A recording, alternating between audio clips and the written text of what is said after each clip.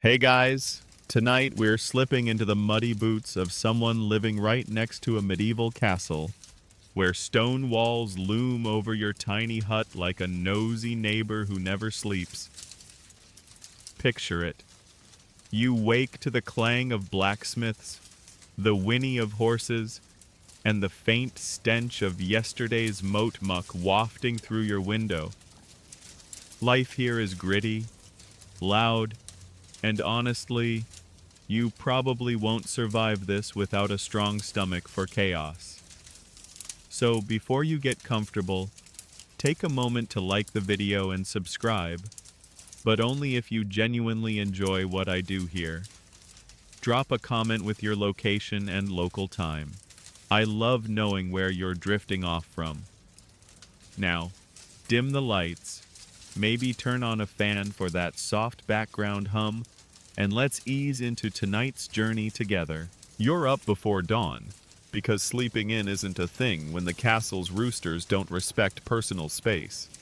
Your home, a wattle and daub shack with a thatched roof, sits just beyond the castle's outer walls. It's cozy in a hope the roof doesn't leak again kind of way. You stumble outside, rubbing sleep from your eyes, and the castle's silhouette dominates the horizon. Its towers stab at the pink sky, and the drawbridge creaks as it lowers for the day's traffic. You're not a knight or a noble. You're just a villager, maybe a baker or a weaver, tethered to this giant stone beast that both protects and pesters you. Your morning starts with fetching water from the well, a chore that sounds simple but isn't. The well's a good 100 yards away, and you dodge ox carts and stray goats to get there. The bucket's heavy, and your arms ache by the time you're back. You splash your face, the cold water a rude wake-up, and glance at the castle. Guards pace the battlements, their chainmail glinting. You wonder if they ever get tired of staring at your boring village. Fun fact, medieval castles like this one, say a 13th century fortress in England, housed up to 200 people, knights, servants, even prisoners. But their sprawl affected thousands more, like you, living in their shadow. Now here's a quirky tidbit. Some villagers believed castle wells were haunted by spirits who'd steal your reflection if you looked too long. You scoff at the idea, but you avoid peering into the water anyway. Historians still argue whether these superstitions shaped daily routines or were just bedtime stories to scare kids. Either way, you're not risking it. You haul the bucket home, sloshing water on your shoes, and start your day's work. If you're a baker, you're kneading dough for bread that'll feed both your family and the castle's lower ranks. The Lord expects his cut, and you've learned not to skimp. Your hut's single room is a multitasking marvel. You cook, sleep, and work here, all while dodging the smoke from the hearth. The castle's demands set your rhythm. You bake extra loaves because the steward might show up, demanding gifts for the Lord. It's not optional, and you mutter under your breath about fairness. To lighten the mood, imagine if you tried slipping a rock into a loaf as revenge. Spoiler, you'd be in the stocks by noon. You knead harder picturing the steward's smug face. Outside, the village hums. Your neighbors, a mix of farmers, tanners, and the odd hermit who swears he's a prophet, are already busy. You wave to Agnes, the weaver, who's haggling with a castle servant over thread prices. The castle's a machine, sucking in resources from everyone around it. You're part of that machine, like it or not. By mid-morning, you're sweating, your hands dusted with flour, and the castle's bell tolls, signaling the Lord's court is in session. You don't care about their disputes. Some knight probably stole another's horse. but the noise reminds you who's in charge. Lunch is simple: bread, maybe some cheese if you're lucky, and a swig of weak ale. You sit outside, the castle's walls casting a long shadow over your patch of dirt. Kids run by, chasing a chicken, and you chuckle. They're oblivious to the grind, at least for now. You wonder what it's like inside those walls, where nobles eat off silver and sleep on feather beds. Then you shake your head. Daydreaming won't fill your quota. You're back to work, the castle's presence a constant weight on your shoulders, like a tax you can't pay off. As dusk settles, you're wiping flour from your hands, the day's baking done, but peace? That's a fantasy. The castle's nightlife kicks in, and it's louder than a drunken bard convention. You're in your hut, trying to enjoy a bowl of pottage, basically vegetable mush, when the first noises hit. Hooves clatter on the drawbridge, horns blare from the ramparts, and somewhere a dog won't stop barking. You sigh, knowing sleep's going to be a wrestle tonight. The castle never sleeps, and neither do you, thanks to its racket. You step outside, the air cool and damp, and peer at the glowing torches along the castle walls. Shadows flicker as guards shout orders, their voices carrying over the village. You're used to it, but it's still annoying, like a neighbor who plays the lute badly at midnight. Mainstream history tells us castles were hubs of activity, especially at night, when patrols doubled to guard against sneaky invaders. In 14th century Europe, a castle like this might have had 50 guards on rotation, each clanking in armor loud enough to wake the dead. Here's a quirky bit. Some villagers swore the castle's noises weren't just human. They whispered about ghostly knights galloping through the halls, their spectral horses leaving no tracks. You roll your eyes. Ghosts don't pay taxes. But when a low moan echoes from the moat, you freeze. Just the wind, right? Historians still argue whether these tales were mass hysteria or clever distractions from real problems, like the Lord's latest tax hike.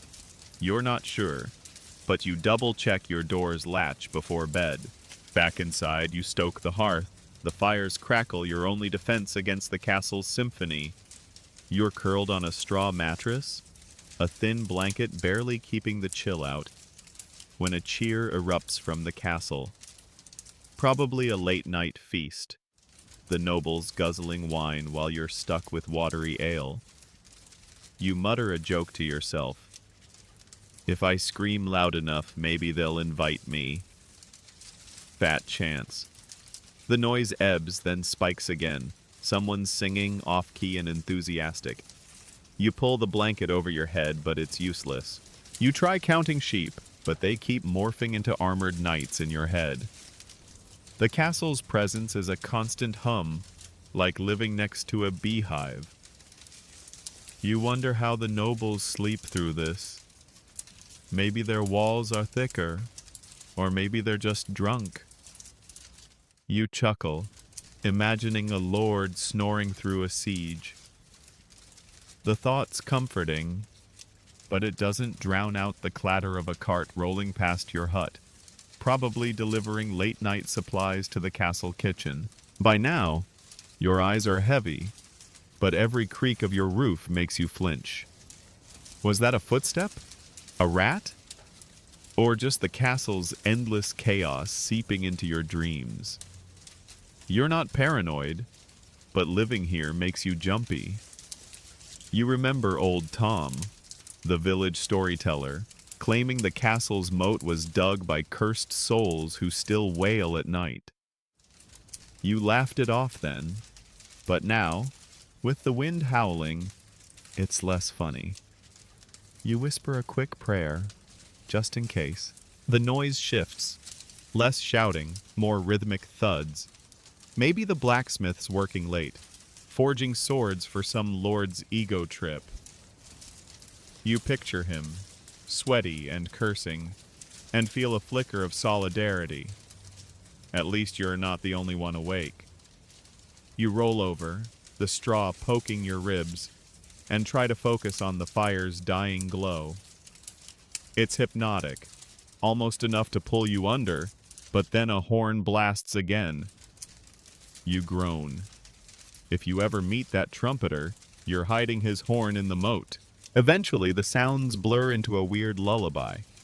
Clanks, shouts, and the occasional cow mooing. You're drifting, half dreaming of a world where castles come with mute buttons. Your last thought is a sarcastic one.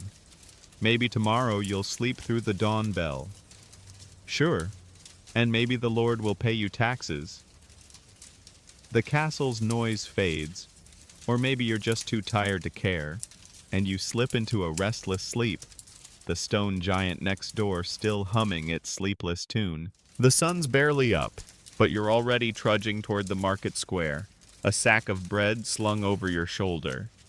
Today's market day, and the village is buzzing like a kicked beehive. The castle's shadow stretches over the stalls, a reminder that every transaction here somehow feeds its appetite. You weave through the crowd, dodging muddy puddles and overeager merchants hawking wilted cabbage. The air's thick with smells, fresh bread, rotting fish, and the sharp tang of unwashed bodies. It's chaos, but it's your chaos, and you're here to sell, barter, or just survive the madness. You find your spot, a wobbly table near the castle gate, and lay out your loaves. The crowd's a mix, villagers like you, castle servants on errands, and the occasional traveler with a weird accent. You nod to a familiar face, Giles, the tanner, who's yelling about his leather like it's spun from gold. Mainstream history notes that medieval markets, like those in 13th century England, were economic lifelines, funneling goods from villages to castles and beyond. This one's no different. Your bread might end up on a knight's table or in a beggar's hands, depending on who's got coin. Here's a quirky tidbit. Some stallholders swore by market charms, bits of bone or herb tucked under tables to boost sales. You've got no charm, unless you count your winning scowl, but you notice Agnes slipping a sprig of thyme under her cloth bundles. Does it work? Doubtful, but you're not judging. Historians still argue whether these rituals were genuine beliefs or just savvy marketing ploys to draw curious buyers. You're too busy to care, haggling with a castle cook who's trying to lowball you for a dozen loaves. "These aren't rocks," you snap, and he grins, tossing you a few extra pennies. The noise is relentless. Shouts, laughter, and the clang of a blacksmith's hammer from across the square. A juggler's performing nearby, his brightly colored balls flying, and you chuckle when one smacks a bystander's head. Amateur. You're tempted to toss a loaf at him, see if he can juggle that. The castle gates creak open, and a knight rides through, his horse scattering chickens and earning curses from the crowd. You roll your eyes. Knights act like they own the place, probably because they do. You're deep in a trade, bread for a hunk of cheese, when a commotion erupts. Two merchants are brawling over a spilled sack of grain, fists flying as onlookers cheer. You lean on your table, enjoying the free entertainment. It's market day. If there's no drama, you're in the wrong village. The fight's broken up by a castle guard, who looks as thrilled as you feel when the tax collector swings by. Speaking of, you spot the steward's assistant weaving through the stalls, likely scouting for gifts to the Lord. You tuck your best loaf out of sight. Not today. By noon, your sack's lighter, and your pouch jingles with a mix of coins and promises. You barter some bread for a clay pot, cracked but usable, and call it a win. The market's still heaving, but you're feeling the ache in your legs. You munch a crust, watching a bard strum a lute and sing about a dragon that's probably never existed. You whisper to yourself, if dragons were real, they'd eat the castle first. The thought's comforting in a petty way. The castle's bell tolls, signaling midday prayers, and the crowd thins as some shuffle to the chapel. You're not that pious, but you mutter a thanks for surviving another market day. As you pack up, a kid swipes a crumb from your table, and you pretend not to notice. Let him have it. You sling your near-empty sack over your shoulder, the castle's walls looming as you head home. The market's chaos lingers in your ears, a reminder that, for all its noise, it's where you scrape by one loaf at a time. You're up with the dawn again, the castle's shadow creeping over your hut like an uninvited guest.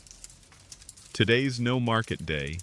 It's time to grind in the fields, where your sweat keeps the castle fed.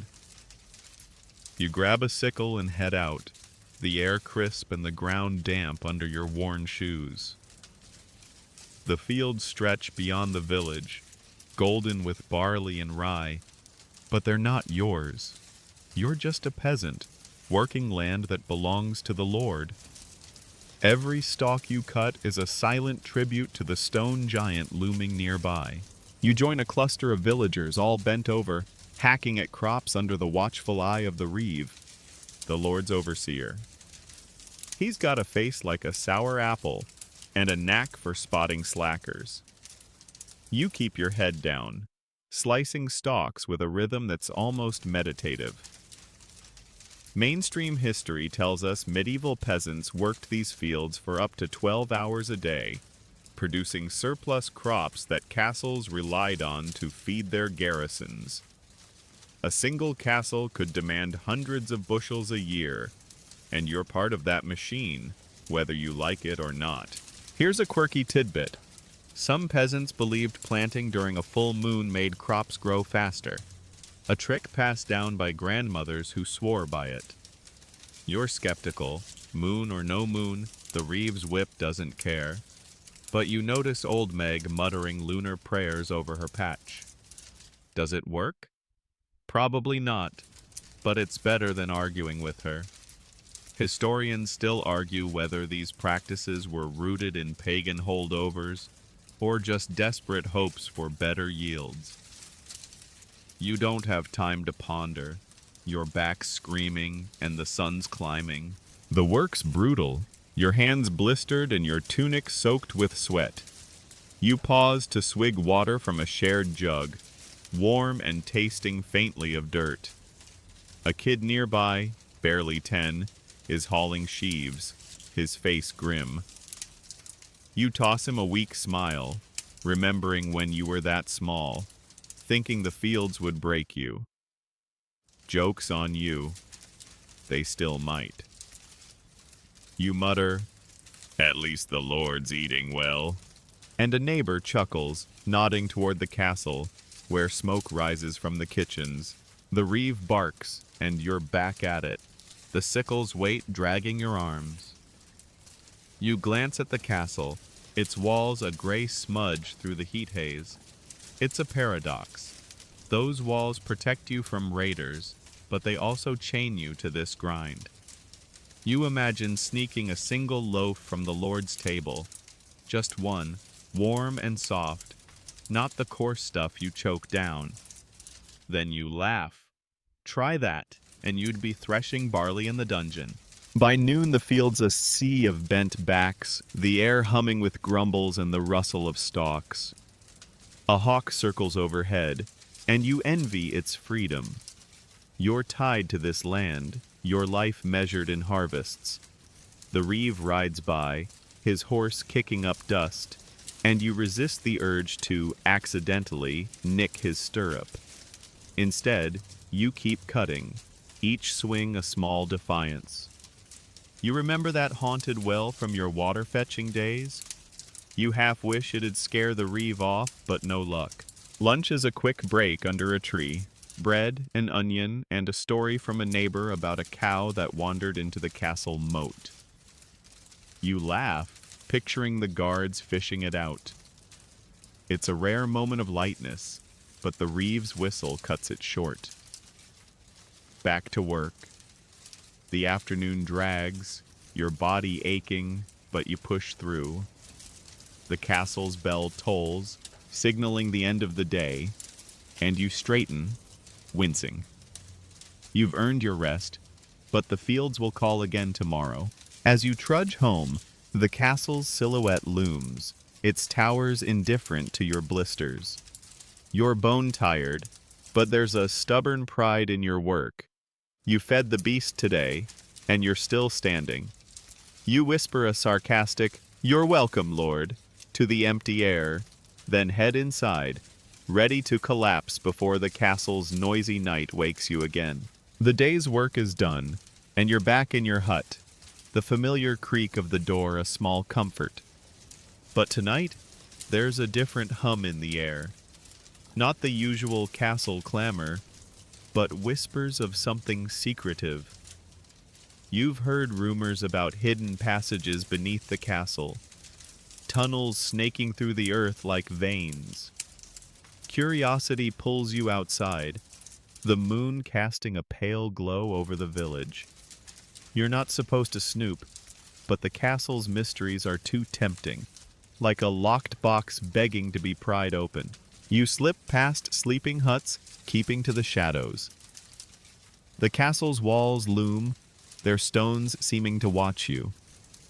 You're headed for a spot near the moat, where old Tom once swore he saw a trapdoor glint under moonlight. Mainstream history confirms that medieval castles, like those built in 12th century Normandy, often had secret tunnels for escapes or supply runs during sieges. Some even led to nearby churches or forests, though most were cramped and filthy, not the grand passages of legend. You're hoping for something less grim, but you're not holding your breath. Here's a quirky tidbit. Villagers sometimes claim these tunnels were guarded by stone spirits, creatures carved into the walls that'd snatch your soul if you lingered. You scoff. Stone spirits sound like something Agnes made up to keep her kids out of trouble. But when a bat swoops low, you flinch. Historians still argue whether these stories were meant to deter thieves or just spooked villagers from exploring too much. You're not sure, but you're keeping your eyes peeled. You reach the moat's edge, the water black and still, reflecting the castle's torches. The smell's awful, like rotting stew, and you cover your nose. There, half hidden by reeds, is a slab of stone that doesn't quite match the rest. Your heart skips. Is this it? You kneel, brushing dirt away, and find a rusted iron ring. It's real. You tug, but it's heavy, and you're no knight in shining armor. You mutter a joke. If I get stuck down there, at least I'll miss market day. It's not funny, but it steadies your nerves. The slab budges, revealing a dark hole. Cool, damp air wafts up, and you peer in, seeing nothing but blackness. You've got no torch, because who plans for midnight adventures? So you hesitate. Remember that haunted well you avoided? This feels worse. You're half expecting a ghostly night to pop out, but you shake it off. You're here now, and turning back feels like admitting defeat. You lower yourself in, feet first, the stones scraping your sides. It's tight, and you're already regretting this. The tunnel's narrow, the walls slick with moss. You shuffle forward, hands outstretched, your breath loud in the silence. The air's thick, and every drip of water makes you jump. You're not claustrophobic, but this place could change that. You imagine the castle above, its weight pressing down, and wonder how many secrets it's buried. Did lovers sneak through here? Spies? Or just rats? You step on something crunchy and decide it's definitely rats. You whisper, "Nice rats, don't bite," and chuckle nervously. A faint light flickers ahead, maybe a torch from a guardroom above. You creep closer, heart pounding, and spot a ladder leading up. You're tempted to climb, but voices echo, gruff, speaking fast. Guards, maybe, or worse. You freeze, remembering the Reeves whip from the fields. Getting caught here would be bad. Stocks bad, or explain yourself to the Lord, bad. You back away, your curiosity satisfied but your nerves frayed. You retrace your steps, the tunnel feeling longer now, and haul yourself out, gulping fresh air.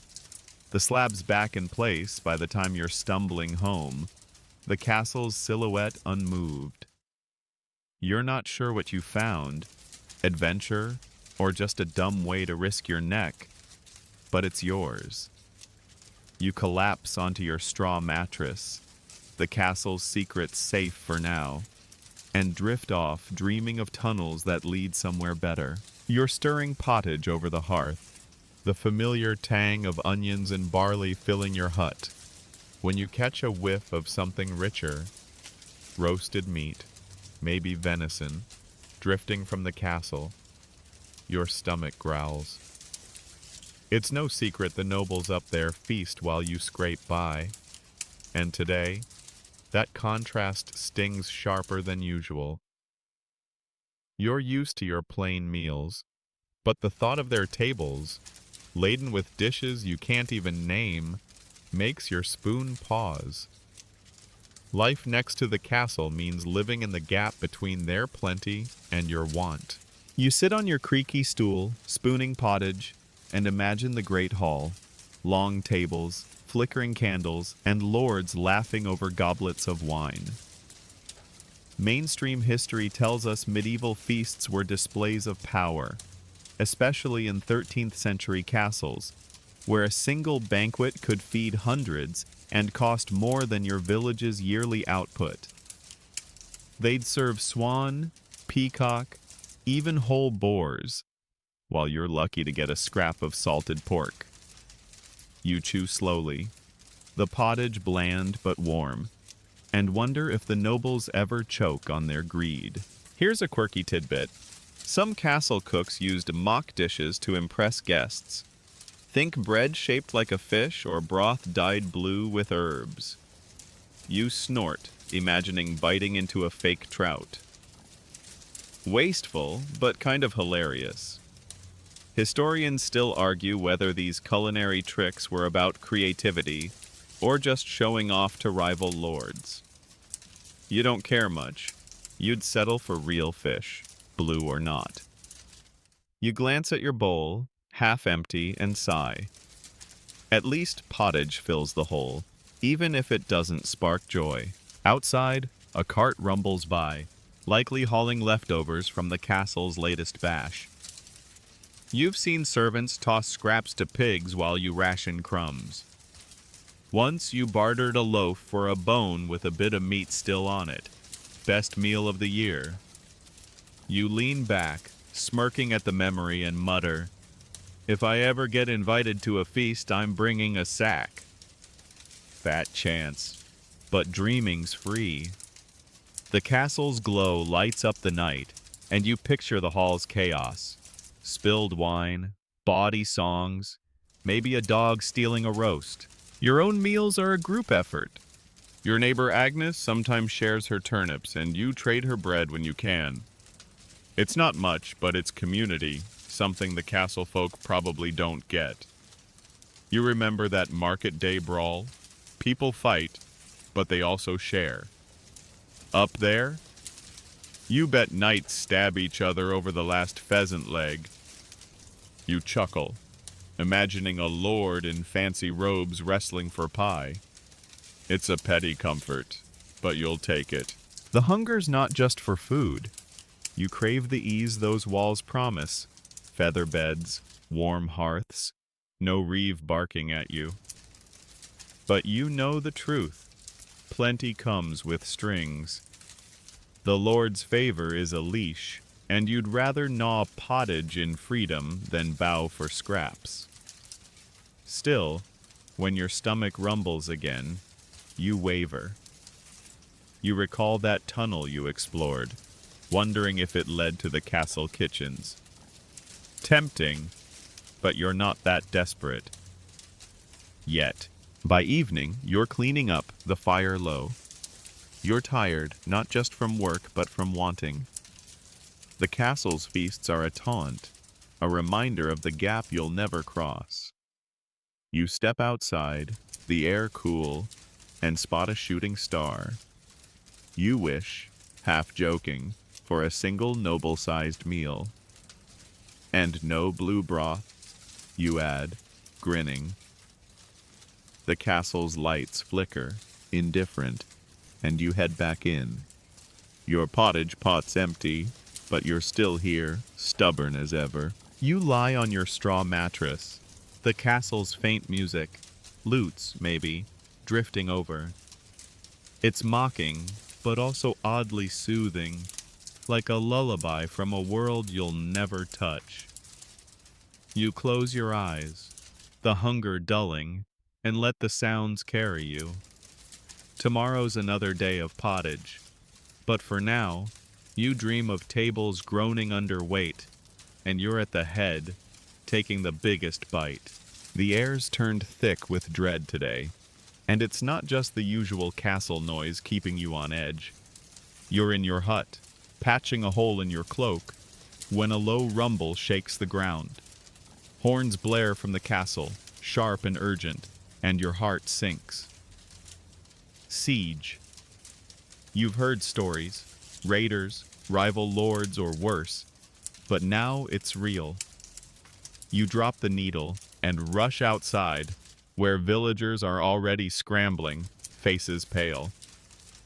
The castle's your shield, but living in its shadow means you're caught in the crossfire. You sprint toward the village square, dodging panicked neighbors hauling kids and livestock.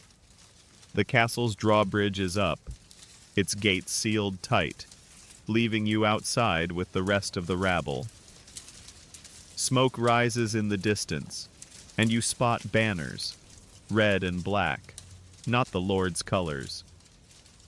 Mainstream history tells us sieges were common in 14th century Europe, with castles like this one built to withstand months of assault. But for villagers, it's less about strategy and more about not getting skewered or starved. You clutch a bread knife, feeling absurdly underarmed. Here's a quirky tidbit. Some villagers believed smearing mud on their doors warded off raiders, like a charm against bad luck. You see old Meg daubing her hut and mutter, "Good luck with that." It's nonsense, but you're tempted to try it. Historians still argue whether these rituals were desperate superstition or a way to feel in control during chaos. You don't have time to debate. You're too busy eyeing the horizon, where dust clouds signal the enemy's approach. The village elder shouts for everyone to gather what they can: food, tools, anything to barter or defend with. You grab your sack of flour and a pitchfork, the closest thing to a weapon you've got. A neighbor jokes, "Planning to bake them into submission?" You smirk, but your hands shake. The castle's walls loom, safe for those inside, but a taunt for you. You've heard of sieges where villagers were left to fend for themselves, or worse, used as human shields. Not today, you hope. You join a huddle behind the church, where the elders organizing a makeshift defense. The plan's flimsy: hide in the woods if raiders break through, or beg the castle for shelter if it gets dire. You glance at the sealed gates, remembering that tunnel you found. Could you sneak in? probably not without being mistaken for a spy. You curse your curiosity, but it's too late for regrets. The air's filled with shouts and the distant clang of metal. The enemies setting up camp, their fires dotting the fields you worked just days ago. By dusk, the siege settles into an eerie rhythm. The castle's silent, save for occasional arrow volleys from the ramparts. You're crouched in a ditch with Agnes, sharing a crust of bread and whispering about escape routes. She's got a knife tucked in her apron, and you're oddly proud of her grit. You joke, "If we survive, I'm baking you a loaf with extra grit." She snorts, but her eyes stay on the enemy lines. The village feels like a trap, every shadow a threat. Night falls, and you're still in the ditch, the cold seeping into your bones. The enemy's drums beat a steady taunt, and you wonder how long this'll last. You recall that market day chaos. Felt like a lifetime ago, but it taught you to keep moving. You're not helpless, even if you feel it. You tighten your grip on the pitchfork, ready to stab anything that's not a villager. The castle's silhouette is a dark promise. It might save you, or it might not. For now, you're just trying to see dawn. You close your eyes for a moment, the drums fading to a dull pulse. You're scared, but you're still here, stubborn as the fields you've worked. The siege is a storm, and you're clinging to whatever shelter you can find, even if it's just a ditch and a bad joke. The siege has dragged on for days, but today the air feels different, less tense, like the calm after a storm. You're back in the village, the enemy gone, their banners vanished from the horizon. The castle's gates are open again, and life's limping back to normal. You're not in the fields or market today. Instead, you're near the castle's outer bailey, where the knights train.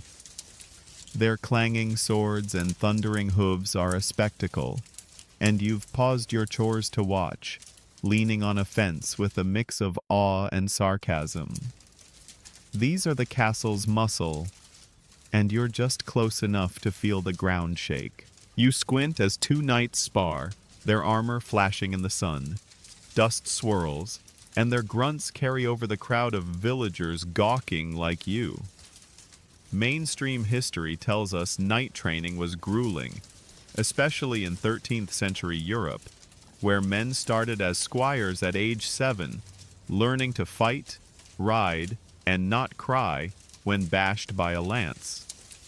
The castle's training ground is a proving stage, churning out warriors who'd defend or menace your village. You're glad they're on your side mostly. Here's a quirky tidbit. Some knights wore lucky charms into battle, like a lock of hair or a saint's bone tucked under their armor. You spot a young squire fidgeting with a rag tied to his belt and wonder if it's his sweetheart's or just a superstition. You mutter, "Hope it's not from his horse." Historians still argue whether these tokens were about faith or just a way to feel less doomed charging into a wall of pikes. You're not sure, but you wouldn't mind a charm for dodging the Reeves glare. The knight's drills are half theater, half brutality. A veteran knight, scarred and barking orders, pits a younger one against a straw dummy. The kid's sword swings wild, and the crowd chuckles when he trips. You grin. Knights aren't so different from you, just shinier. You imagine challenging one to a duel with your pitchfork from the siege days. "I'd win," you whisper, then laugh at your own nonsense. The castle's walls loom behind, a reminder these men are its claws, not your pals. A horse gallops by, its rider practicing with a lance. The thud when he hits the target makes you flinch, and you're suddenly grateful for your quiet hut. You remember the siege, how those hooves meant danger, not sport. These knights saved the village, sure, but you've seen them trample crops for fun. You're torn. Admire their skill, but don't trust their egos. A kid nearby mimics the knights with a stick, and you toss him a crust from your pocket. Train hard, but don't be a jerk, you say, half joking. The training shifts to archery, and you're impressed despite yourself. Arrows thwack into targets with precision you'll never match. You recall that tunnel you explored, wondering if knights ever used it for sneaky missions. Probably. They're not all about flashy charges. The crowd thins as villagers drift back to work, but you linger, caught by the rhythm of steel and shouts. It's a glimpse into the castle's heart, where power's forged, and you're just a spectator with a front row seat. By afternoon, the knights break, some heading to the castle, others joking by a water trough. One glances your way, and you nod, feeling oddly exposed. You're not one of them, and you never will be. You turn back to the village, the training ground's noise fading. Your life's in the fields, not the saddle, but watching them makes you stand a bit taller. You mutter, maybe I'd make a decent squire in 100 years. The thought carries you home, where your own battles, leaky roofs, empty pots, wait. You pass the castle's shadow, its stones unmoved by the day's drama. The knight's world is loud and grand, but yours is stubborn, rooted in the dirt they ride over. You're fine with that, mostly, as long as they keep the raiders away. You're hauling water from the well again, the bucket sloshing as you trudge home, when a foul smell hits you. Not the usual moat stench, but something sharper, like decay. The village is quieter today, too quiet, and you notice neighbors huddled, whispering with pinched faces. Words spreading, plague. It's crept into the village, likely from the castle, where travelers and traders mix like flies on a carcass. You tighten your grip on the bucket, a cold knot forming in your gut. Living next to the castle means you're never far from its troubles, and this one's a killer. You hurry back, avoiding the main path where a crowd's gathered around a cart. A body's under a cloth, and you don't look too long. Mainstream history tells us the Black Death, raging in the mid-14th century, wiped out up to half of Europe's population, spreading through trade routes and castles like this one. Fleas on rats, carried by merchants, turned villages into graveyards. You've heard of whole towns emptied, and now it's your turn to face the shadow. You mutter a prayer, hoping it's enough. Here's a quirky tidbit. Some believed wearing onions around their necks kept the plague away, thinking the smell repelled bad air. You see a kid with a string of bulbs bouncing on his chest and smirk despite the dread. Smells worse than the moat, you whisper. Historians still argue whether these remedies were blind faith or early attempts at medicine. You're not wearing onions, but you're tempted to douse yourself in ale just in case. You set the bucket down and bar your door, as if that'll stop death. The village feels like it's holding its breath. You peek through a crack in your shutter, watching Agnes wrap a cloth over her face before checking her kids. Smart, but you're not sure it helps. The castle's bells toll, slow and mournful, signaling more deaths inside. You've heard nobles flee to their country manors when plague hits, leaving servants, and you, to rot. Typical. You remember the siege, how you hid in a ditch with a pitchfork. This enemy's invisible and no weapon works. You light a fire, hoping smoke might purify the air, but it just stings your eyes. Your hut's a flimsy shield, the walls too thin to block the fear. You've got a small stash of bread and dried apples, enough for a week if you ration. The castle's kitchens, with their endless feasts, feel like a cruel joke now. You imagine sneaking through that tunnel you found, raiding their stores. Then you shake your head. Plague doesn't care about full bellies. You joke to yourself, at least I'd die with good bread. It's grim, but it keeps you sane. By evening, the whispers grow louder. The baker's wife is sick, coughing blood, and the priest's blessing didn't help.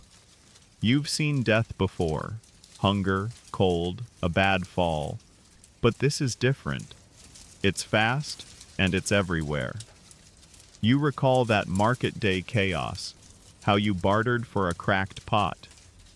Now, you'd trade anything for a cure.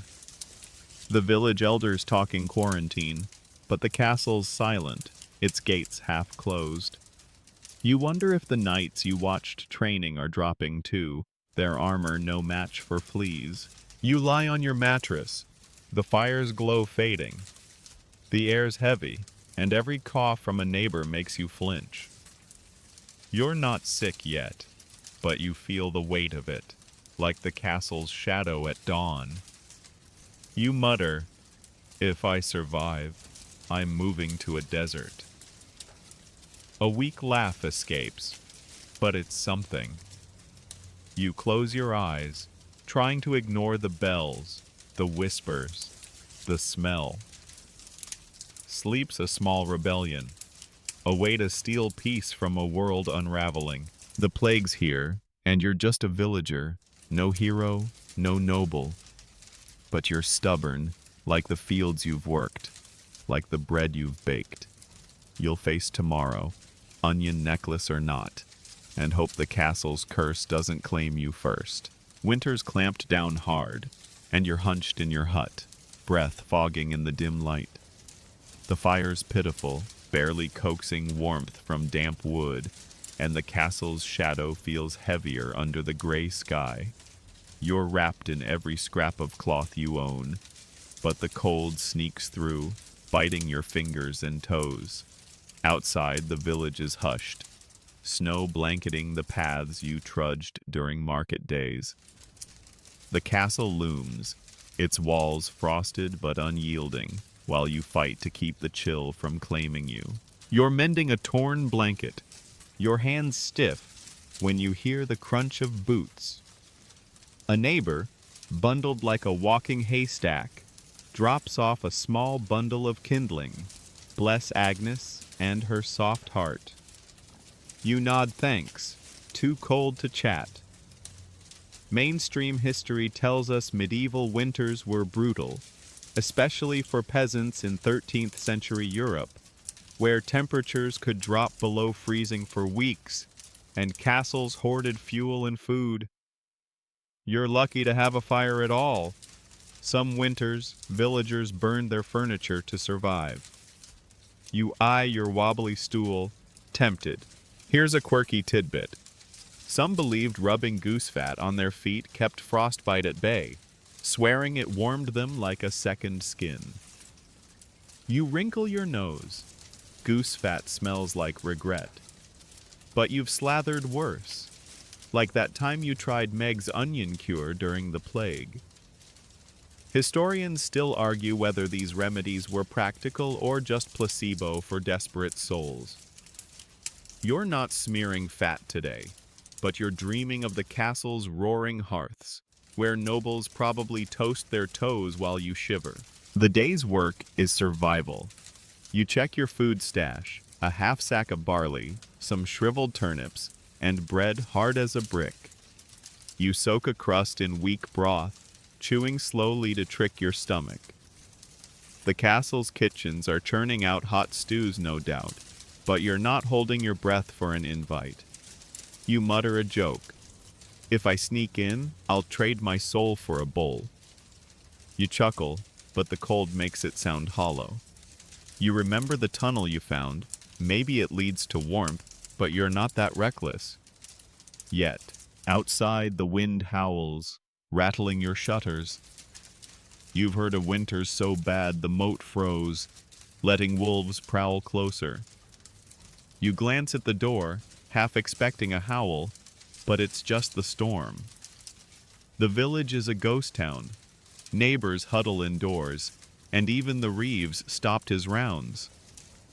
You recall the siege, hiding in that ditch, and realize cold's a quieter enemy but just as mean. You stoke the fire, the kindling catching slowly, and wrap the blanket tighter.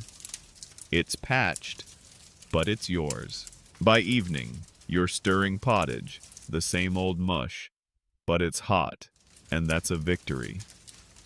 The castle's lights glow through the snow, mocking you with their warmth. You imagine the nights you watched training, probably thawing by a fire bigger than your hut. Jerks. You whisper, "Hope they slip on the ice," and grin.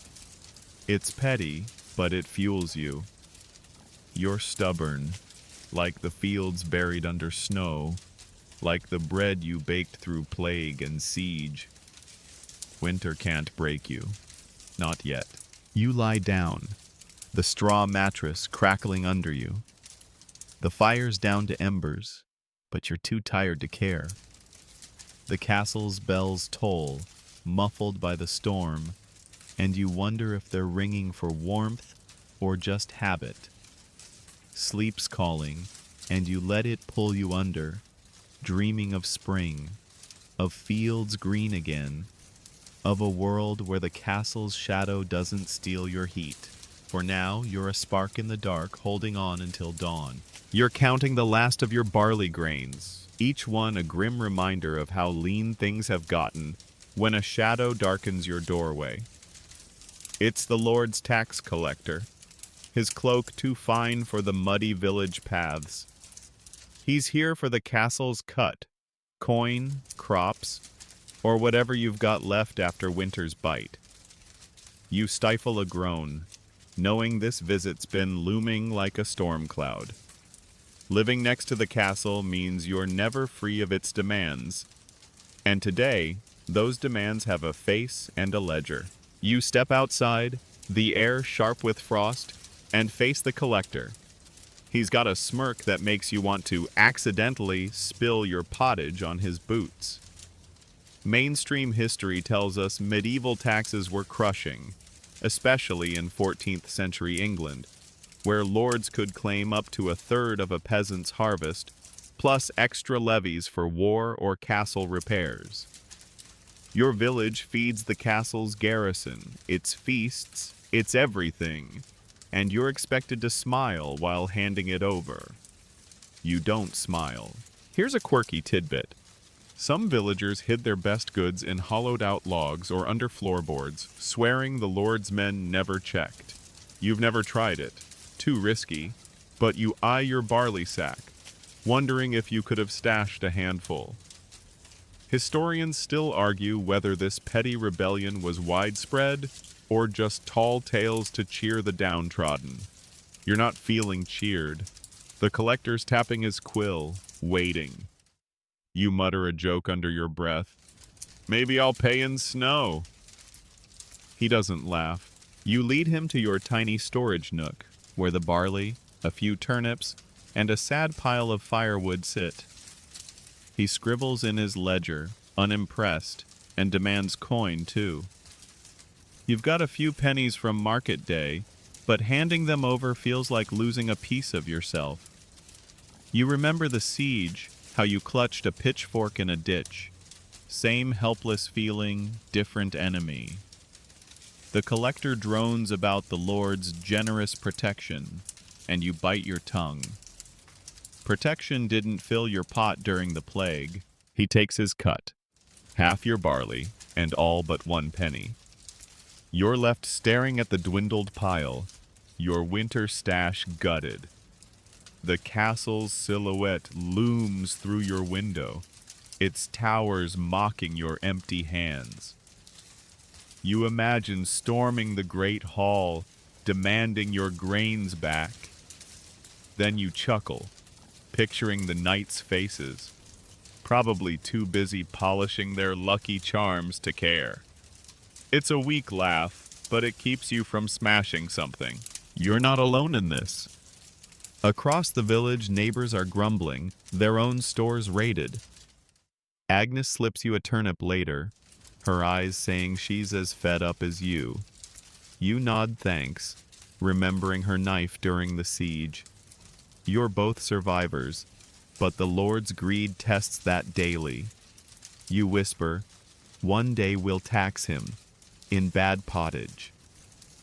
She snorts, and it's a small victory. The castle's a leech, but your stubbornness is tougher. By evening, you're back inside, the fire low to save wood. You cook a thin gruel, the turnip a luxury now. The collector's gone, but his shadow lingers, like the castle's endless hunger. You recall that tunnel you explored. Maybe it leads to the Lord's treasury. Tempting, but you're not a thief, just a villager with a grudge. You eat slowly, savoring what's left, and glance outside. The castle's lights burn bright, probably warming the collector's smug face. You lie on your mattress, the cold creeping in. The tax is paid, but at what cost? You're still here, still fighting, like the fields that bloom despite the frost. You mutter, "Next time I'm hiding the good barley." It's a lie, but it feels good. Sleep pulls you under, the castle's bells a faint echo, and you dream of a world where the Lord begs for your mercy, not the other way around. The snow's finally melting, and the village is stirring with a rare buzz of excitement. Today's a festival, one of the few times the castle opens its gates to you rabble, throwing a celebration to mark spring or some saint you barely remember. You're skeptical. Nobles don't share their wine out of kindness, but the promise of music, food, and a break from the grind pulls you out the door. You're trudging toward the castle's outer bailey, where colorful banners flap and the air smells of roasted meat, not moat muck for once. You join the crowd, villagers and castle folk mingling in a chaotic swirl. The bailey's alive with jugglers, a fire eater who's more reckless than talented, and stalls piled with spiced bread and ale. Mainstream history tells us medieval festivals, like those in 13th century Europe, were rare treats for peasants, often tied to religious or seasonal events. Castles hosted them to boost morale or flex their wealth, and today, the Lord's clearly flexing. You grab a free hunk of bread, warm and soft, and savor it like it's the feasts you've only dreamed of. Here's a quirky tidbit. Some festivals included fool's games, where villagers dressed as nobles or even mocked the Lord for laughs. You spot a kid in a fake crown, strutting like he owns the castle, and grin. Tempting to join him, but you're not that brave. Historians still argue whether these games were harmless fun or subtle digs at the elite.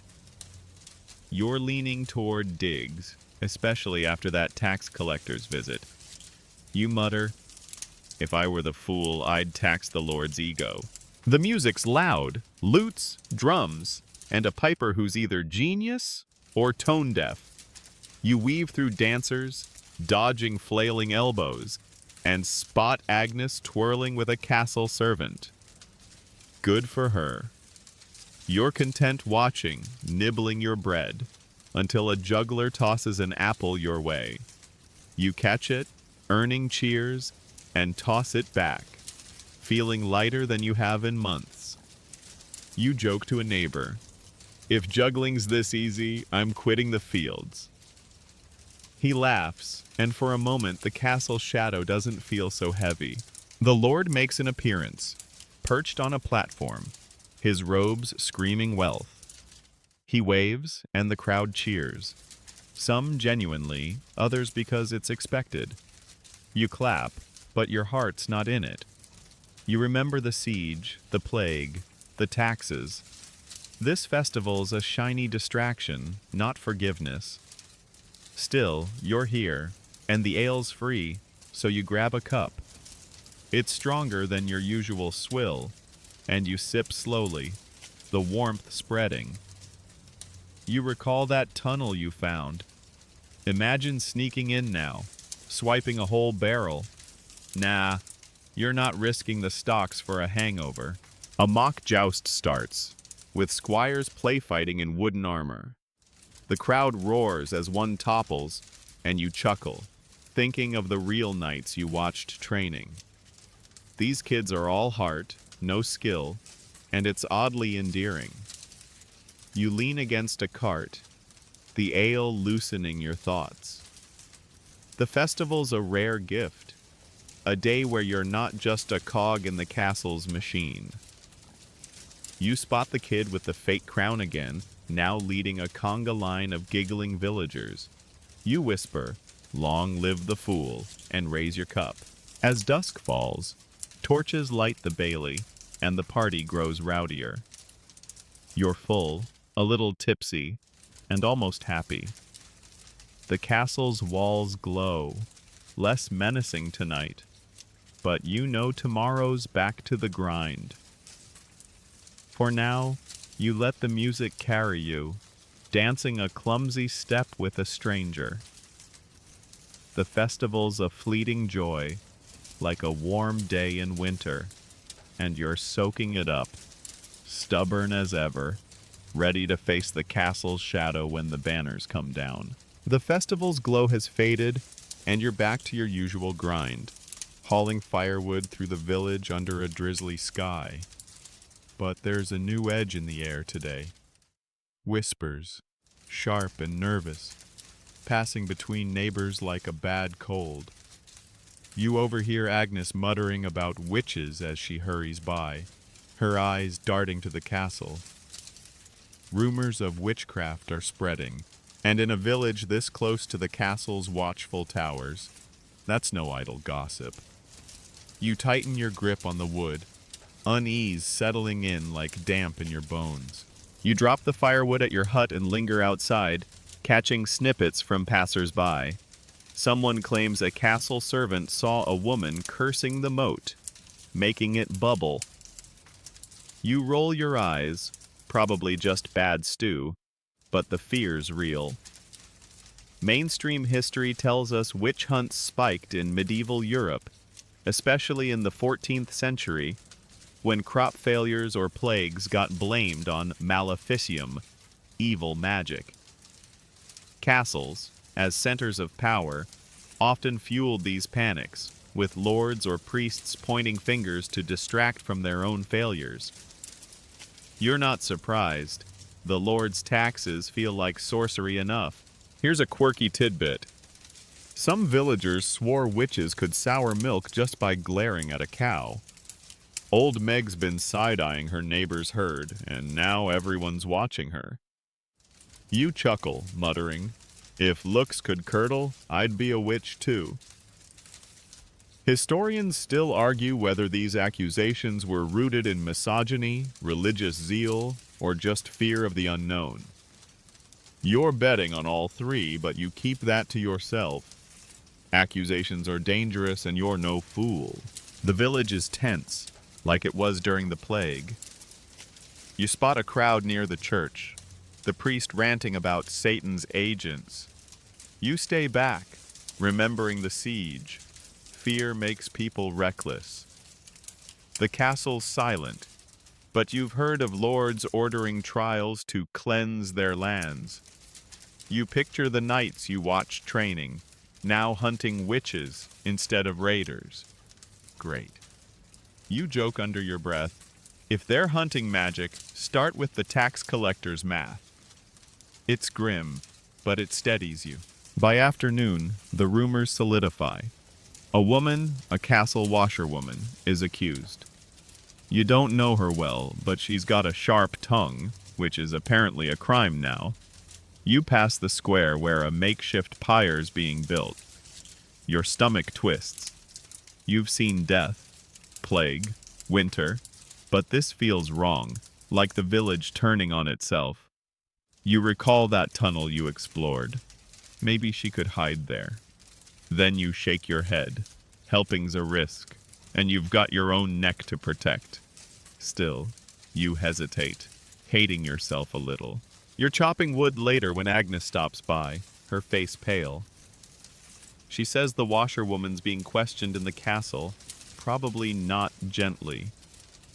You both know questioned means tortured until she confesses something she didn't do. You offer her a cup of weak ale, and you sit, silent, the rain pattering outside. You remember the festival, how everyone danced together. Now, they're ready to burn one of their own. You mutter, if witches were real, they'd hex the Lord first. Agnes nods, but her eyes are scared. Night falls, and the village is quiet. No castle horns or market noise. You're in your hut, the fire low, listening to the drizzle. The witch talk has you jumpy, every creak a warning. You're not accused, but you're close enough to the castle to feel its judgment. You lie on your mattress, the rumors swirling in your head. Sleep's hard, but you force it, dreaming of a village where fear doesn't light the fires, and the castle's shadow doesn't twist neighbors into enemies. The rain's cleared, and you're by the river that cuts through the village, its waters glinting under a weak sun. This river's your lifeline, connecting the castle to the fields, the market, and your daily grind. You're washing your tunic, the cold water numbing your hands, while watching barges drift toward the castle's wharf, loaded with grain or timber. The river's a quiet partner, unlike the castle's noisy demands, but it's no less vital. You scrub harder, grateful for its flow, even if it carries the castle's shadow downstream. You pause to watch a fisherman cast his net, his boat bobbing gently. Mainstream history tells us rivers like this were the arteries of medieval life, especially in 13th century Europe, where castles relied on them for trade, food, and defense. This one powers the castle's mill, fills its moat, and hauls supplies to keep the lords fat. You're just glad it gives you clean water. Well, mostly clean, if you ignore the moat's overflow. You wrinkle your nose, remembering its stench during the siege. Here's a quirky tidbit. Some villagers believed river spirits, called nixes, could grant wishes if you tossed in a coin. You've never seen a nix, but you spot a kid flicking a pebble into the water, eyes hopeful. You mutter, "Wish for no taxes, kid." Historians still argue whether these beliefs were pagan leftovers or just ways to cope with a hard life. You're not tossing coins, you need every penny after the collector's visit, but you get the appeal. The river's banks are busy today. Women wash clothes, kids skip stones, and a merchant unloads barrels, probably for the castle's next feast. You envy his coin, but not his job. One wrong move, and the Lord's men will inspect his goods. You recall the festival, how the river reflected torchlight during the revelry. Now it's back to work, carrying the village's sweat to the castle's gates. You joke to yourself, if I swim upstream, maybe I'll find their wine stash. Fat chance, but it's a fun thought. You're nearly done washing when Agnes calls you over. She's mending a net, her fingers nimble despite the chill. She mentions the witch rumors. Quieter now, but not gone. The washerwoman's still locked in the castle, and the river's carrying whispers of her fate. You both glance at the water, like it might spill secrets. You remember that tunnel you found. Could it reach the river? Maybe, but you're not diving in to check. You offer Agnes a weak smile, saying, "At least the river doesn't judge." She nods, and you both get back to work. By afternoon, you're drying your tunic on a bush, the river's hum soothing your nerves. A heron swoops low, snatching a fish, and you cheer its precision, a small win in a world of losses. The castle's mill wheel churns nearby, grinding flour you'll never taste. You think of the fields you worked, the bread you baked, all feeding that wheel. The river ties it together, a thread between your hut and the castle's hunger. You mutter, "Keep flowing, just don't drown me." As evening falls, you head home, the river's sparkle fading with the light. The castle's silhouette looms, its towers fed by the water at your feet. You're tired, but the river's steadiness gives you a stubborn spark. You've survived plague, siege, taxes. Let the castle have its feasts. You've got the river, and it's enough for now. You lie down later, the sound of water in your head, lulling you to sleep with dreams of currents that carry you far from stone walls. You're sitting outside your hut, the morning sun warming your face as you mend a cracked bucket, the castle's towers casting their usual shadow across the village. It's been a long year, sieges, plagues, taxes, and whispers of witches, but you're still here, stubborn as the weeds pushing through the dirt. The castle's always been there, a stone giant shaping your days, your fears, and even your dreams. Today, you're taking a moment to think about what it's meant to live in its orbit, a life tied to its whims yet fiercely your own. You hammer a nail into the bucket, each tap a small defiance. Mainstream history tells us castles like this, dotting 14th century Europe, were more than fortresses. They were economic and social hubs, dictating the rhythm of villages like yours. This one's been your protector, your oppressor, your noisy neighbor, and somehow, your anchor. You've baked its bread, worked its fields, and dodged its taxes, all while carving out a life in the cracks. You glance at the walls, wondering how many others like you have stared at them, half cursing, half grateful. Here's a quirky tidbit. Some villagers believed castles were built on dragon bones, their strength drawn from ancient magic. You smirk, imagining a dragon under those stones, probably overtaxed too. Historians still argue whether these myths were poetic tributes or ways to make sense of the castle's power. You don't need myths. The castle's real enough, its shadow a constant in your life. Like the river you washed by yesterday or the market you haggled in months ago. You lean back, the bucket done, and watch kids chase a stray dog across the path. Their laughter's a reminder of what you've fought for. Not just survival, but moments like this. You think of the siege, clutching that pitchfork in a ditch, or the plague, when you barred your door against death. You've faced the castle's feasts and famines, its knights and collectors, even its rumored ghosts in that tunnel you explored.